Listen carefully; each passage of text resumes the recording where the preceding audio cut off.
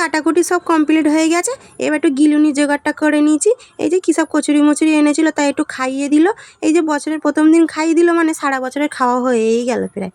তা ওই যে মারপিট করে চলে এসেছে মাংস নিয়ে, বলে কি ঝগড়া করে নাকি মাংস নিয়েছে। তা আমি যেরকম নিয়ে এসেছো সেরকম তাহলে কেটে কুটে এবার গুছিয়ে রান্নাটা বসিয়ে দাও, কারণ আমার আবার অনেক কাজ পড়ে আছে। তা ও এদিকে গুছিয়ে গেছে রান্নাটা বসাক, আমি আবার এক গামলি ভিজিয়ে রেখেছি। সারা বছর তো রেস্ট পাবো নি, একটা দিনই রেস্ট পেয়েছি।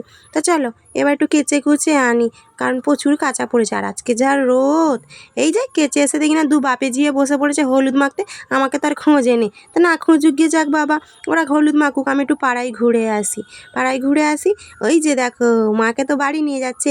বিসর্জনের ভিডিওটা না আনি করে আনা হয়নি জানো, একদিন ঠিকই নিয়ে আসবো। বিসর্জনে খুব আনন্দ করেছিলাম। তা চলো মা তো বাড়ি যাক, এবার আমরা দুপুরের গিলুনির জোগাড়টা করে নিয়েছি। এই যে সব গুছিয়ে গাছি বসে পড়েছি। এই মাংসের তরকারি, শাক ভাজা আর চাটনি মানি কী সব ছিল ভুলে গেছি। তা তোমরা ভিডিওটা দেখতে দেখতে কী কী করতে হয় একটু করে দিও। ভিডিওটা এখানেই শেষ করলাম, আবার একটা নতুন ভিডিও নিয়ে আসছি।